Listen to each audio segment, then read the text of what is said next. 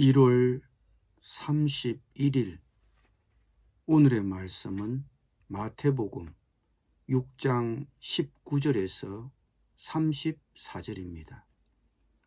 너희를 위하여 보물을 땅에 쌓아두지 말라. 거기는 좀과 동록이 해하며 도둑이 구멍을 뚫고 도둑질하느니라. 오직 너희를 위하여 보물을 하늘에 쌓아두라. 거기는 좀이나 동록이 해하지 못하며 도둑이 구멍을 뚫지도 못하고 도둑질도 못하느니라. 내 보물 있는 그곳에는 내 마음도 있느니라. 눈은 몸의 등불이니 그러므로 내 눈이 성하면 온몸이 밝을 것이요 눈이 나쁘면 온몸이 어두울 것이니 그러므로 내게 있는 빛이 어두우면 그 어둠이 얼마나 더하겠느냐. 한 사람이 두 주인을 섬기지 못할 것이니 혹 이를 미워하고 저를 사랑하거나 혹 이를 중히 여기고 저를 경히 여김이라. 너희가 하나님과 재물을 겸하여 섬기지 못하느니라. 그러므로 내가 너희에게 이르노니 목숨을 위하여 무엇을 먹을까 무엇을 마실까 몸을 위하여 무엇을 입을까 염려하지 말라. 목숨이 음식보다 중하지 아니하며 몸이 의복보다 중하지 아니하냐. 공중의 새를 보라. 심지도 않고 거두지도 않고 창고에 모아 들이지도 아니하되 너희 하늘 아버지께서 기르시나니 너희는 이것들보다 귀하지 아니하냐. 너희 중에 누가 염려함으로 그 키를 한 자라도 더할 수 있겠느냐. 또 너희가 어찌 의복을 위하여 염려하느냐. 들의 백합화가 어떻게 자라는가 생각하여 보라. 수고도 아니하고 길쌈도 아니하느니라. 그러나 내가 너희에게 말하노니 솔로몬의 모든 영광으로도 입은 것이 이 꽃 하나만 갖지 못하였느니라. 오늘 있다가 내일 아궁이에 던져지는 덜풀도 하나님이 이렇게 입히시거든 하물며 너희일까 보냐. 믿음이 작은 자들아. 그러므로 염려하여 이르기를 무엇을 먹을까 무엇을 마실까 무엇을 입을까 하지 말라. 이는 다 이방인들이 구하는 것이라. 너희 하늘 아버지께서 이 모든 것이 너희에게 있어야 할 줄을 아시느니라. 그런즉 너희는 먼저 그의 나라와 그의 의를 구하라. 그리하면 이 모든 것을 너희에게 더하시리라. 그러므로 내일 일을 위하여 염려하지 말라. 내일 일은 내일이 염려할 것이요 한날의 괴로움은 그날로 족하니라. 아멘.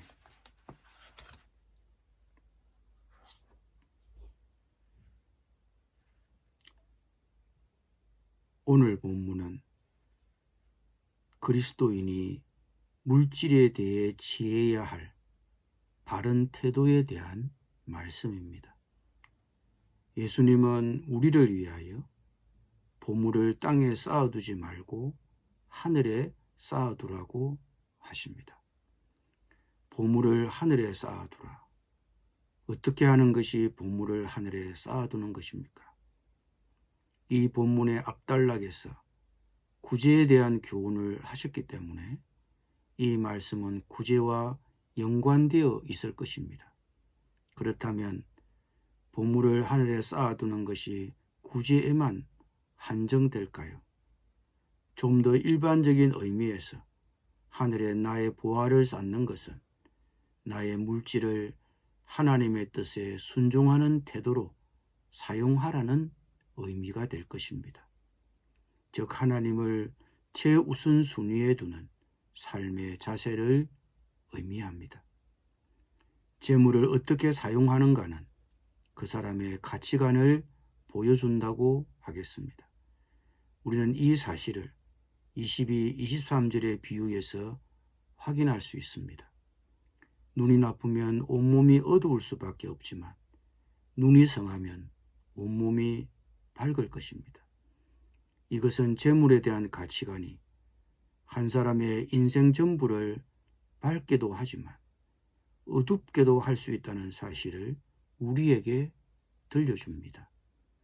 과도한 물질주의의 문명 사이에서 물질적 가치와 욕망을 위해 저지르는 무모한 사건들을 우리는 신문과 TV를 통해서 종종 보고 듣습니다. 그런데 이런 무모한 사건들은 재물에 대한 가치관이 우리의 인생을 얼마나 어둡게 할 수 있는지를 보여주는 단적인 사건입니다. 물론 재물은 그 자체가 악하거나 나쁜 것은 아닙니다. 그러므로 재물 그 자체를 부정적으로 볼 필요는 없습니다. 그런데 문제는 재물 그 자체가 인간의 충성심을 요구하는 강한 힘을 가지고 있다는 것입니다. 즉 재물은 주인이 되려고 합니다. 그러므로 우리가 오직 재물을 쌓는 데만 관심을 둔다면 우리는 재물의 종이 될 수밖에 없습니다. 그래서 오늘 성경 본문은 우리에게 이렇게 말씀합니다. 한 사람이 두 주인을 섬기지 못할 것이니 혹 이를 미워하고 저를 사랑하거나 혹 이를 중히 여기고 저를 경히 여김이라. 너희가 하나님과 재물을 겸하여 섬기지 못하느니라. 우리는 하나님과 재물 모두를 주인으로 섬길 수 없습니다. 부는 모든 사람에게 공유되어야 하지만 독점되고 있는 실정입니다. 그것은 부를 나누는 데 인색하고 버는 데만 급급하기 때문입니다. 아니, 쌓아도 끝을 모릅니다. 그런 분들의 주인은 돈입니다. 그러나 우리의 주인은 하나님이 되어야 합니다. 그러므로 하나님의 관점에서 그분의 뜻에 따라 물질을 어떻게 사용할지 고민해야 합니다. 그렇게 하나님의 뜻에 따라 돈을 사용하려고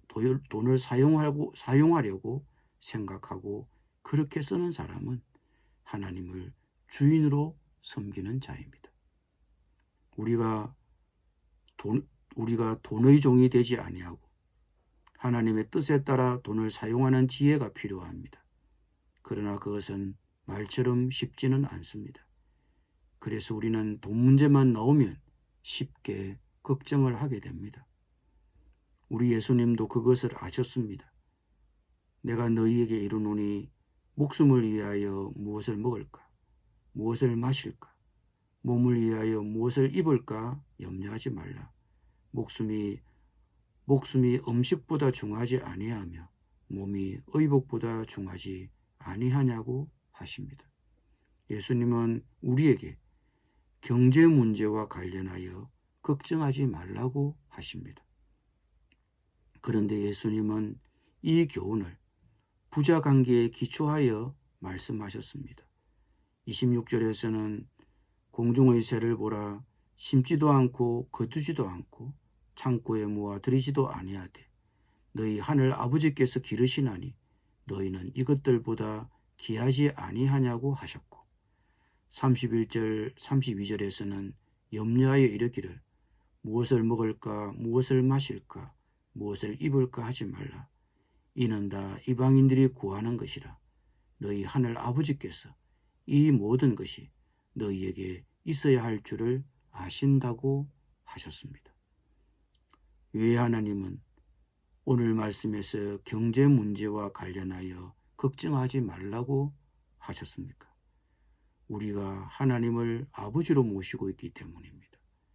하나님을 아버지로 모신 그리스도인은 걱정 대신 하나님 아버지의 돌보심과 하나님 아버지의 공급하심을 전적으로 신뢰해야 합니다.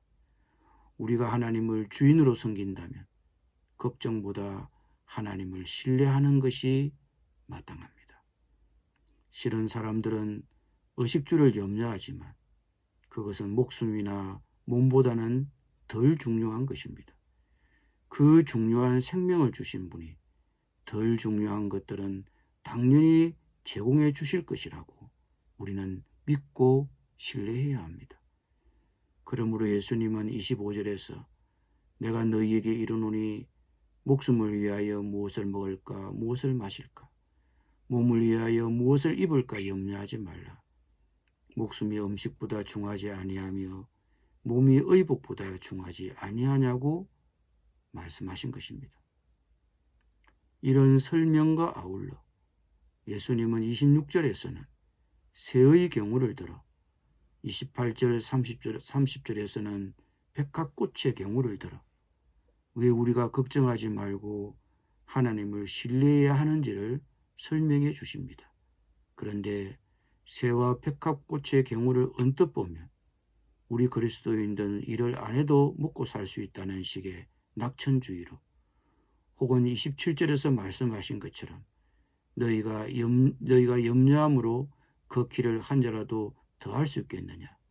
즉 스스로 아무리 노력해도 소용없다는 식의 운명론으로 오해될 소지가 있습니다. 그런데 예수님께서 새와 백합꽃을 비유로 들어 설명하신 것은 우리가 새나 백합꽃보다 훨씬 귀하다는 사실을 드러내는 데 초점이 있지 그리스도인은 일을 안 해도 된다고 말하고 있는 것은 아닙니다. 예수님이 새와 백합꽃을 통해 설명하시려고 하는 초점은 새들이 노력한 결과로 먹이를 얻게 되었지만 그 먹이를 얻게 된 것이 실제로는 하나님께서 그 먹이를 제공해 주셨기 때문에 가능했다는데 초점이 맞추어져 있는 것입니다. 그러므로 예수님의 교훈의 초점은 걱정하지 말라는 것이지 일을 하지 말라는 것은 아닌 것입니다. 물질적 필요로 걱정하고 모든 마음을 다 빼앗기는 것은 세상 사람들의 특징입니다. 하지만 그리스도인들은 이러한 걱정으로부터 자유로워야 합니다. 왜 그렇습니까? 하나님 아버지께서 우리의 필요를 아시기 때문입니다. 돈을 의뢰하는 사람은 돈이 있으면 안심이 되고 돈이 없으면 불안하지만 하나님을 의뢰하는 사람은 그 어떤 경우에도 안전함을 누려야 합니다. 그것이 바로 하나님을 신뢰하고 있다는 신앙의 고백이 되는 것입니다. 물질이 없을 때도 하나님께서 그 상황을 누구보다 잘 아십니다. 우리 하늘 아버지께서 이 모든 것이 우리에게 있어야 할 줄을 아십니다. 우리가 이 사실을 믿고 신뢰해야 합니다. 우리가 물질과 돈 때문에 염려하고 걱정하기보다는 그 대신에 우리가 구해야 할 목표가 있다고 성경은 말합니다. 그런즉 너희는 먼저 그의 나라와 그의 의를 구하라. 그리하면 이 모든 것을 너희에게 더하시리라. 우리가 구해야 할 목표는 음식이나 음료나 옷이 아니라 하나님의 나라와 하나님의 의입니다. 이것은 무슨 의미일까요? 염려를 갖고 자기중심적 기도를 할 것이 아니라 신뢰를 갖고 하나님의 뜻대로 해결해 주시도록 기도해야 한다는 의미입니다. 그리스도인의 삶은 낙천주의나 운명론이 아닙니다. 하나님의 뜻이 자신과 자신의 직업, 자신의 사업장을 통해 이 땅에 이루어지도록 열심히 최선을 다하는 삶입니다. 최선을 다하되 그 최선의 결과도 하나님이 제공해 주셨기 때문에 가능했다는 것을 우리는 압니다. 우리는 우리 자신의 필요를 채우기 위해 일할 뿐 아니라 하나님의 뜻에 따라 다른 사람의 필요를 채우기 위해서도 일해야 합니다. 그러므로 더 많이 수고해야 합니다. 우리가 이렇게 적극적으로 살 때 하나님은 우리의 물질적 필요를 그분의 뜻에 따라 그분의 방법으로 채워주신다고 약속하셨습니다. 그런즉 너희는 먼저 그의 나라와 그의 의를 구하라. 그리하면 이 모든 것을 너희에게 더하시리라고 약속하셨습니다. 예수님이 걱정하지 말고 살라고 해서 우리의 삶이 그냥 무사태평한 것은 아닙니다. 그러므로 내일 일을 위하여 염려하지 말라. 내일 일은 내일이 염려할 것이요 한날의 괴로움은 그날로 족하니라고 하신 것입니다. 한날의 괴로움은 그날로 족하다고 하십니다. 우리의 삶에는 필연적으로 괴로움도 있고 고통도 있습니다. 그것을 감수해야 합니다. 그렇지만 그리스도인은 그런 고통을, 그런 어려움을 미리 예측하면서 걱정할 필요는 없습니다. 그런 문제 역시 하나님이 알고 계시며 그 해결책 역시 그분의 손안에 달려있기 때문입니다. 혹시 돈을 모으는 일에 과도하게 집착하고 있습니까? 먹고 입고 사는 문제로 걱정하고 있습니까? 그러나 너무 앞서서 걱정하지 마십시오. 그리고 최선을 다하십시오. 하나님께서 우리의 필요를 아십니다. 하나님께 초점을 맞추고 그분의 뜻에 따라 사십시오. 그러면 하나님은 우리의 필요를 하나님의 기쁘신 뜻과 방법대로 채워 주실 것입니다. 기도드립니다. 주님, 사는 것이 걱정이지만 미리 앞서 걱정하지 않으렵니다. 최선을 다하고 우리의 필요를 주님의 기쁘신 뜻과 방법대로 채워주실 것을 신뢰하면서 살겠습니다. 먼저 그의 나라와 그의 의를 구하며 살게 하여 주옵소서. 예수님의 이름으로 기도드립니다. 아멘.